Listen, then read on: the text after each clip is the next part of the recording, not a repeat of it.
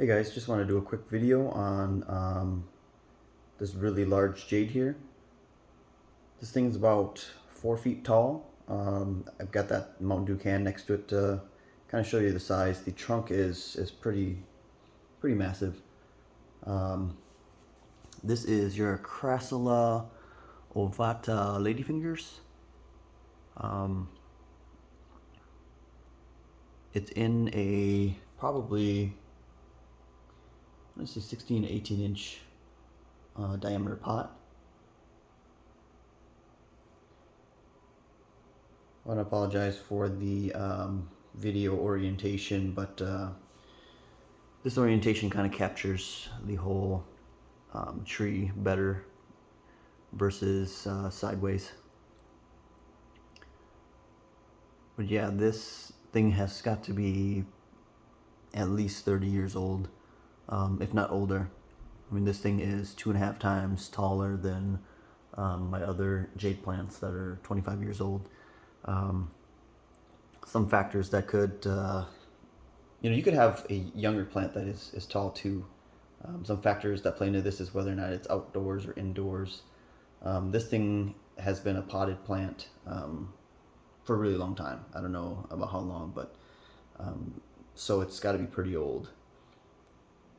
There's different things like light and nutrients that also play a role. Being root bound definitely keeps the plant smaller. But I just want to give you guys a quick look at this. As you can see, it's super healthy. It kind of looks almost like some sort of evergreen.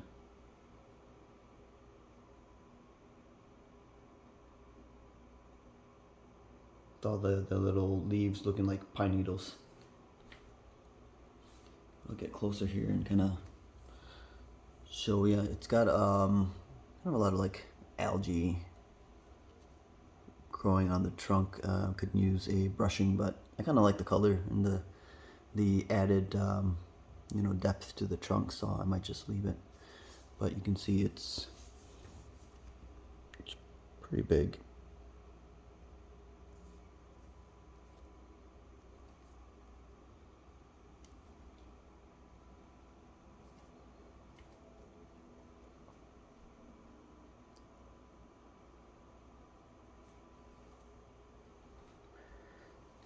Some people might say that the pot is too small for the plant and all this other stuff, but we really have to look at the proportion of plant to soil. For house plants, you definitely want the soil to dry out as fast as possible. So having this amount of soil, I think is perfect for this plant. I can water it fully and then have it dry out in 3-4 days completely, or start to dry out in about 3 to 4 days, and then I can water it again. I don't have to worry about root rot. These things can go a few days with completely dry soil and not have it negatively impact the growth of the plant.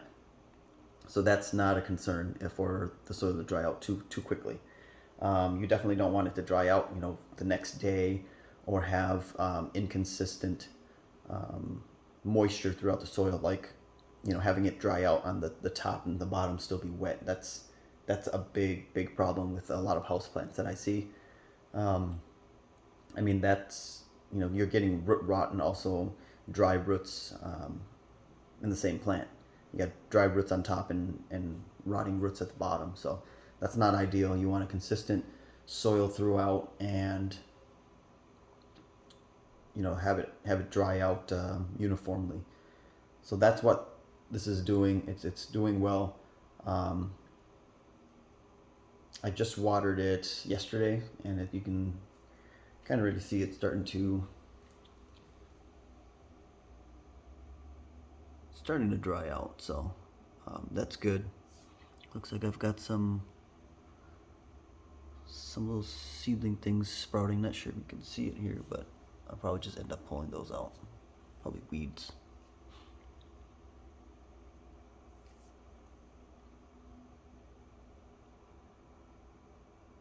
It's got some moss growing here at at the base here. It may not be that big of an issue, but if you notice that it remains wet for a long time, you'll have to remove that because it could cause trunk rot if it gets too wet there. I may remove it just to be on the safe side. As you can see, these are kind of ladyfingers. They've got some that look like ogre ears, but the ogre ears that I've seen are a lot bigger than this. I mean, they're at least twice as big, and the hole is a lot deeper, so it's more like a kind of a cylinder shape. These are pretty small. These are indicative of ladyfingers here. They've also got some other ones that are kind of weirdly shaped like this. You know, all of these other varieties of Crassula, Ovata are basically abnormalities. They're deformed in some way, and then people have kind of cultivated it to stay this way. Same with the ogre ears or the hobbit. Ladyfingers are just Crassula or Ovata, where the leaves kind of curled together here into a cylindrical shape. But this one's quite nice. I kind of like this. I like how the leaves are smaller. Kind of similar to why I like Crosby, because the leaves themselves are a lot smaller than your regular Ovata. The Ovata leaves, I think, mine are probably like that long, the regular ones, and then the Crosby is about that big, and then you've got these that are, even thinner, but they're long. They're anywhere from 1 to 2 inches long.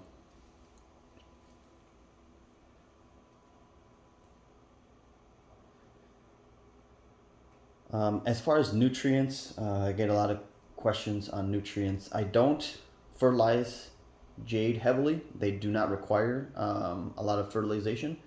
I like to use the slow release, then they kind of like slowly get it. But if you don't have one plant and you have a lot of time, I guess you don't really need a lot of time, but if you can kind of keep track of it, if you have 1, 2, 3, maybe half a dozen plants, but I mean, if you have a couple hundred, it's kind of hard to kind of keep track of all that. But you can definitely use the water soluble, like Miracle Grow, the blue kind of look kind of like blue salt. You mix it with water, you dilute that out a lot, and kind of water that. You can do it every other or every third watering, depending on how fast your soil dries out.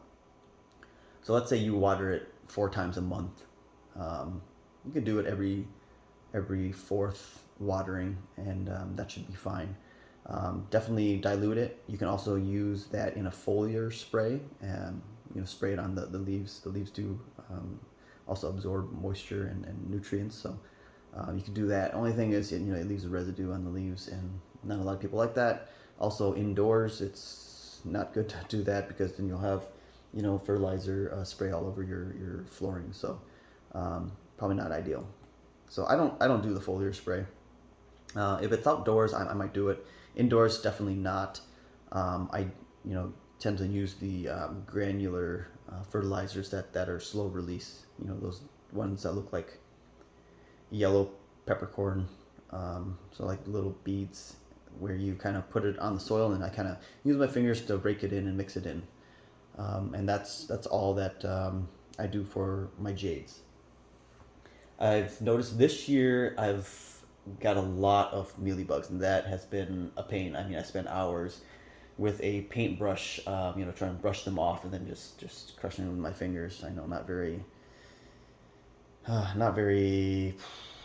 don't know, PG, but that's what you got to do to just protect your plants. It leaves kind of a mess too on the surface, because these mealybugs will suck the sap out of your plants, and then secrete it and leave the syrupy kind of residue beads spray of just gunk all over. It's sticky and it's nasty. So try to get to that soon. It's hard with so many plants. It's better now, but it seems like every single one of my Jades has it. It's on my Kaffir Lime, my Desert Rose. The only plant that doesn't seem to have any bugs right now is my Bougainvillea. Those are doing really well. I mean, it's been putting out new growth. I've had to prune it back a couple times. I'm trying to not prune it back and let it grow out so that the trunk thicken, and also my cuttings will be larger when I take it late spring or early summer. My Calaman orange is flushing out quite a bit and putting out flowers, but not trying to let it do that. It's just kind of doing it on its own, which is kind of good. It's happy. The soil to plant ratio is good there. I'll have to do an update on that. The other bug that I'm getting that I see is I saw a little bit of thrip on my Hong Kong Hong Kong orchid. That's kind of the flower that's on the Hong Kong flag. I see a lot of those in Hawaii. They're very fragrant. They do look like an orchid flower on a tree. The leaf is kind of like heart shaped, or butterfly winged, whatever you want to call it. But the major bug on my epiphyllum is scale, white scale. They just spread like crazy, and I just kind of take a harder bristled brush and kind of just brush them off. But they keep coming back, so I'm gonna have to do some sort of spray when I take it outdoors. Yeah, I need to do a better job of kind of spraying before I bring it back in the fall. I only sprayed it once or twice. I should really kind of do it 4 or 5 times. Just kind of slowly get them off, and you're not gonna get all the bugs on the first or second spray, so you're gonna have to kind of repeat the steps 4 or 5 times before you bring it in to ensure that you get most of them. And then just when they're indoors, get to it soon and then get rid of the bugs. A lot easier when you have 1 or 2 plants, so I highly recommend getting it to it sooner. I'm back to this plant here. I see some branches that are not ideal. They're growing kind of too long, too far out. For example, this branch here is kind of reaching out too much. It may benefit from getting pruned back to here. And I think that would be good because, this branch is kind of covering this back foliage and branch here. So once I cut that here, it shows that back branch a little better. Another one would be this guy here. Sorry, I don't know if you guys can see that. This guy here is kind of growing back in towards the trunk. It could probably benefit from a prune right about here, and that'll show the main trunk a little bit better. But yeah, minor stuff. I don't know that I want to do that quite yet.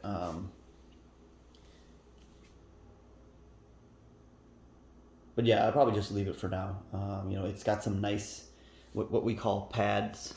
So here's a huge pad right here, which is kind of nice because this is what trees naturally do in nature. Is they have their plants grow into a pad so that they can get the maximum amount of sunlight. So this is a small pad here. You've got padding layers up top here, which is why it kind of looks like a miniature old large tree. So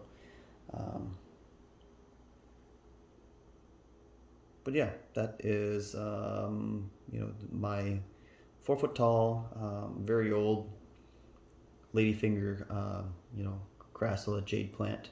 Just wanted to kind of show you guys what it looks like. Kind of pop there. For size, you can see the trunk is really big.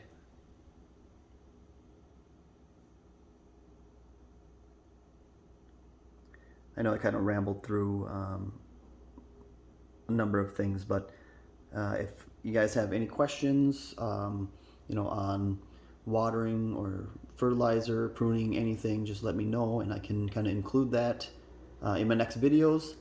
Let me know if you guys want kind of a more focused video as far as content, just kind of stick to one plant, or just kind of throw tips out there with a number of things. I don't see it being a problem. I kind of just, you know, say things as they come into my mind versus trying to write a script or whatever. I don't know if people actually do that, but let me know. I'll see you guys next time.